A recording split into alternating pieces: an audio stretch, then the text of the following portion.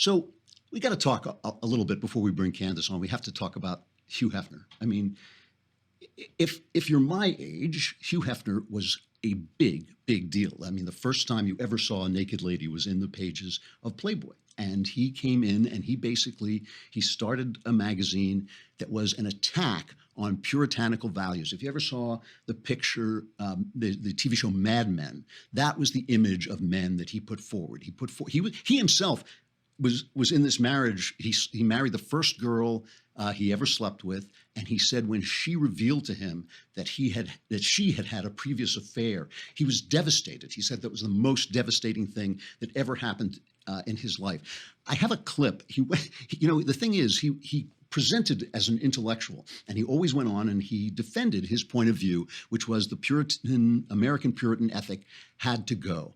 And so I brought a clip of him on William F. Buckley's firing line, F and Hef, we call it. And Buckley just looks at him, if you're not watching, because, for instance, you don't subscribe or something, and you're just listening. But if you're not watching, Buckley looks at him like he just wants to scrape him off his shoe. And here's just a quick exchange between the two of them. You reject the notion of sexual continence before marriage yourself, that is to say, you as a philosopher of the new ideal of sexual liberation. Well, I think what it really comes down to is an attempt to establish what's been called a new morality, and I really think that's what the American, this thing called the American sexual revolution is really all about.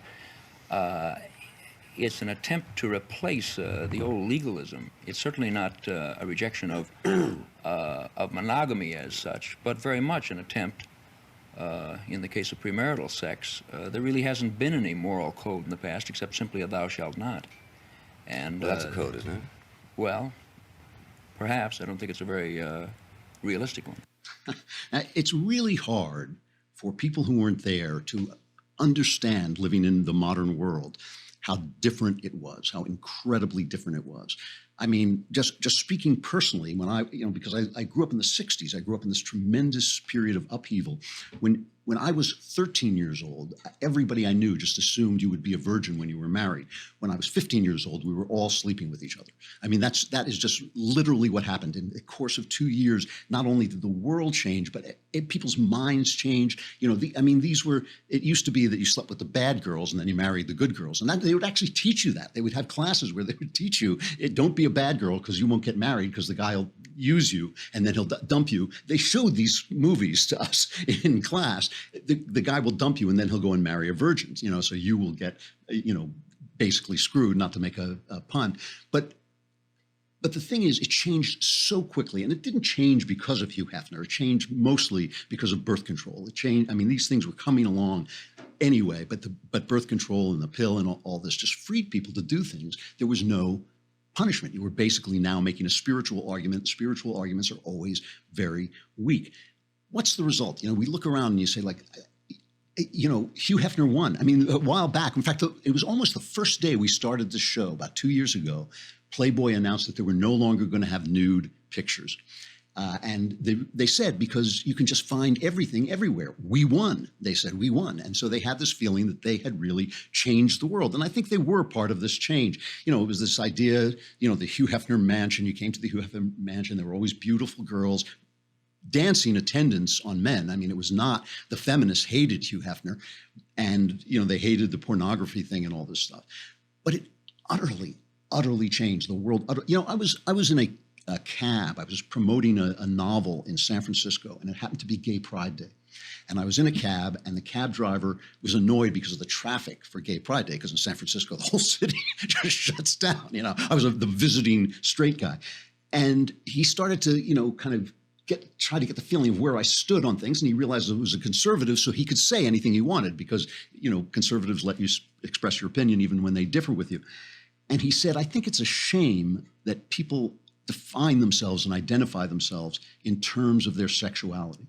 And I said, yes, so do I, but I want you to know that when I was a kid, a cop could walk into a bar, a gay bar, wait until somebody propositioned him, and then arrest him. And the cabbie said, for what? So the world, he didn't like the gay people, he didn't like the gay pride, he didn't like the gay traffic, But it never occurred to him that anybody should be arrested for being gay. I mean, it was just the world has changed that much. The sodomy laws in America were not overturned. In 1986, they were upheld by the Supreme Court. And the sodomy laws, by the way, didn't just outlaw what you might think of as sodomy. They outlawed oral sex too, and they were not overturned until 2003. Okay, this is 2003. And the thing that always bothered me about those laws, A, I think a government that can tell you how to have sex is too strong a government, but B, they were never, of course, enforced on a married couple doing, things that married couples do that would be defined by the sodomy laws. They were only used to persecute gay people. And so, there's much about this world, obviously, that is better than that world. Women, when they were stuck in marriages, were stuck in marriages. I mean, and I say women, men were stuck in marriages too, but they had a lot more latitude. But women, it was just harder for them to get out. A lot that has changed is positive. But you got to look at the world and you see we are awash in pornography. There are guys who don't have sex with real women anymore because they're so addicted to pornography.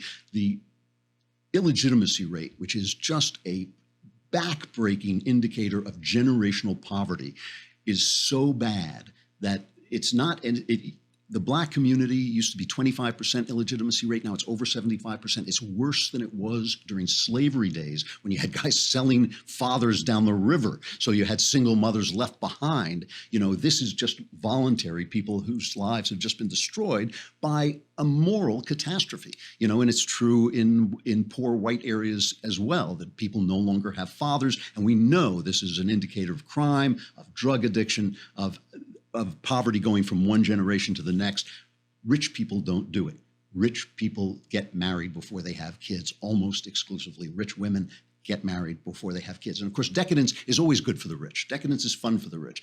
They can take care of the illegitimate children. They can take care of the diseases, all this stuff, which is another thing. The disease in the wake of the sexual revolution is out of control. I mean, this is a couple of years ago, but there were more reported cases of sexually transmitted disease, and I think it was 2014, than ever before in the United States. And the annual report showed that the rates of chlamydia, gonorrhea, and syphilis, the three most commonly reported STDs in the nation, increased between 2014 and 2015, reaching an all-time high. Now, all of those are curable with antibiotics, but you never know you have them. You don't know you have them until it's really too late and you've passed it on to your child, and it damages chlamydia, which is minor for men, damages women's ability to have children and all this stuff. There's just no question that there's a catastrophe, that our sexual lives are a catastrophe. I get hit all the time on the show. I get letters every week, at least, about my apparently liberal attitudes towards sexuality, because I don't condemn other people, and I don't think the government should have the right to tell you what to do in your bedroom. But I don't live a liberal life. I live a very conservative life. I've been married for 112 years. I'm devoted to my wife. I mean, if you ever read my memoir, The Great Good Thing, it's a love letter to my wife, who has defined and saved and created and made my life. And I recommend this way of life to anybody.